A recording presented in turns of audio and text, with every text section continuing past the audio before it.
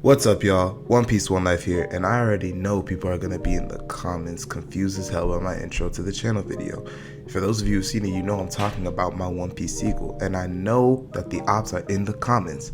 One Piece sequel? What do you mean? One Piece isn't even finished yet. Are you trying to monetize this? You're ripping off Oda. I need all y'all to relax, okay? I will explain all that in another video. That's not this video. This video, I'm here to bring y'all a theory. Now, have you ever stopped and wondered about what the minks actually are? That's the question I started asking myself after chapter 1091, where we saw the conclusion of the Blackbeard versus Law fight.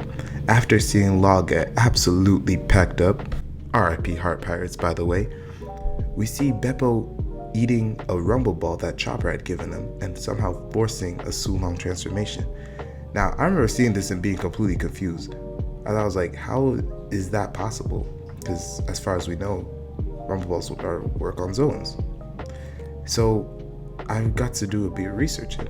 I went on the One Piece wiki the other day, and interestingly enough, under Mink Tribe, they don't say that they are anthropomorphic animals as one might expect, at least what I expected, but instead curiously say that they are exactly humanoids with mammalian features. Now that got me thinking, okay, hold on.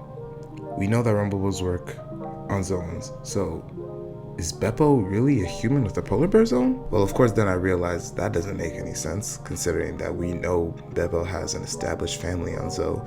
We've already seen his older brother Zeppo when we were diving into Pedro's backstory and all that, so that couldn't be the reason. But then I started thinking about it some more, and there was an actual idea that did make sense. What if the rumble balls would work for all minks, and the reason is because all minks have an imprint of Zoan DNA somewhere in their lineage factor. So that's what got me to this theory that I'm sharing with y'all today. I believe that the Mink tribe are all descended from an animal that ate a mythical variant of the human fruit. The way I imagine it happened is something like this. Let's say we have a mammal of some sort, and it was the first of its kind, and it ate a mythical human fruit, some variation of it, and that allowed the animal to transform into a humanoid shape while still retaining its mammalian features. Now imagine that being procreating with every one of its kids, grandkids, and so on, all having that original gene from the mythical zone, allowing them to perhaps take on humanoid forms as well. Now we know, thanks to Vegapunk's research on devil fruits, that eating a fruit has a permanent effect on one's lineage factor, the One Piece world's equivalent to DNA. So I believe it's not crazy to think that whoever those first progenitors were way back when, as they continued giving birth to more and more members of their clan, they eventually spread out so far that it just became its own race, with every subsequent member of that family still retaining that changed devil fruit gene, and therefore granting them their more human-like appearance. Now keep in mind, I am talking about this happening over a stretch of like thousands and thousands of years. Who knows how long. We know that the One Piece world this isn't something that just happened, right? This is something that happened a long time ago. It took a long time to get here before we're arriving at this point. Now I think that's the reason why Beppo could use the rumble ball, because it forced that zone part of him into its awakened state. And while we're on the topic of it, what devil fruit could it have been that first animal ate? Well, we know that there's a sun god, and we know that Sulongs are affected by the moon. Now, I'm not saying that there's gonna be a moon god fruit, but now one thing this can do is explain not only why there are different races, but why those different races seem to have powers that come seemingly from out of nowhere. For example, with the Minks' control of electricity, sure, some may say that, it's just science due to, their fur and their fur being able to charge static electricity, but their control over it seems a bit too natural to just be due to static. But it would make sense if they all descended from the progenitor who ate a mythical fruit that may be a god variant, allowing them to control electricity, maybe a Zeus type or something like that. Maybe the same can be said for the fishmen. Maybe their first progenitor was a fish who ate some sort of mythical, Poseidon fruit, then started birthing more and more members of their clan. Now, the greatest part of all of this is because of the existence of the sun god Nika, Oda already set a precedent for having story-specific gods, so he doesn't even have to pull out deities from like our real life. He can just make up literally whatever god he wants, and it would still fit within the context of his world. This would also parallel the story of Adam and Eve from the Christian Bible, where at first there was only 2 of them, and then from there they went on procreating and became the progenitors of the human race. We all know that Oda loves his connections to various religions. Christianity itself has been used multiple times throughout the story. Just think Skypiea or Dressrosa. It would mean that all minks are related, but in the same way that we as humans are all related, with our ancestry stretching back thousands, maybe even millions of years. Now, as you can probably tell from the title of this video, I definitely made this theory with the Mink tribe in mind, but when you look at the other races in the One Piece world, this definitely could track. I mean, if you go through all the races of the world, look at the long arms, look at the long legs, the dwarves. While they look like mutations of what a regular human would look like, who's to say that a regular human didn't eat mythical versions of these fantastical animals or fantastical creatures, and they were the progenitor of that race? Maybe the same thing happened with the sky races. Maybe it was a bird or something that ate a mythical human model devil fruit.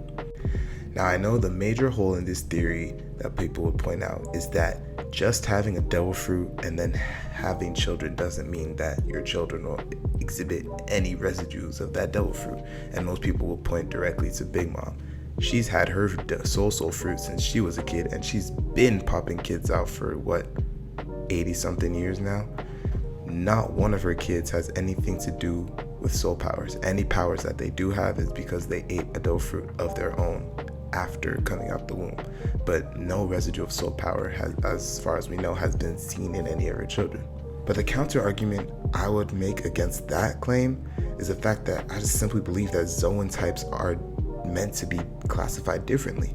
We already know that Zoans have a mind of their own, and that the changes that they make to their user are more personally affecting. Just look at Lucci, Jabra, even Luffy himself when he goes into Gear 5. So I think it's possible that Zoan fruits leave an imprint in one's lineage factor that's so significant that it can affect the bloodline of everyone coming from that person in some way.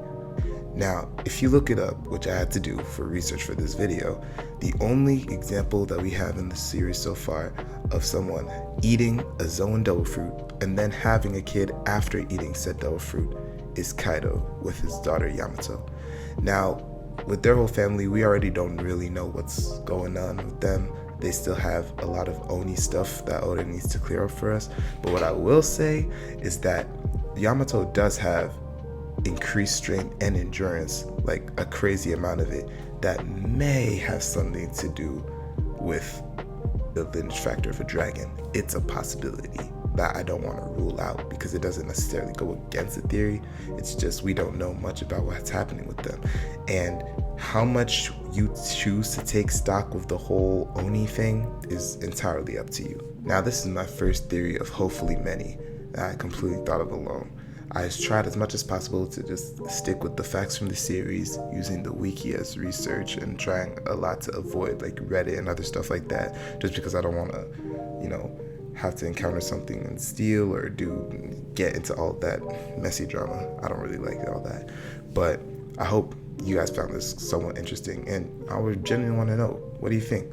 Does this actually explain a lot? You think it could be a possibility? Let me know in the comments.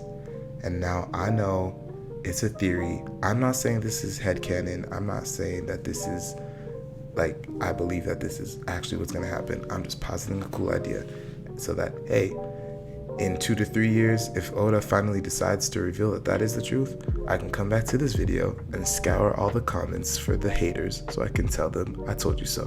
So that's the end of the video, y'all. Please, if you liked anything I had to say, comment, share the page, and most importantly, subscribe. I have a lot of things coming down the pipeline I'm hoping to do, and I'm also hoping to do at least one theory a month for the next few months, so y'all have stuff to look forward to down the line. Before I forget, I will link it in the description, but make sure to follow up KMP, which is my podcast with my good friend Nathaniel, where we talk all things One Piece, okay? And finally, if you go to my bio, you'll see a bunch of social medias where you can, follow me up on there, catch me at a better time, and as well as the link to One Piece Grand Journey, which is my One Piece sequel series for you to be able to read. That's all I got. I'll catch y'all later, and remember, One Piece, one life.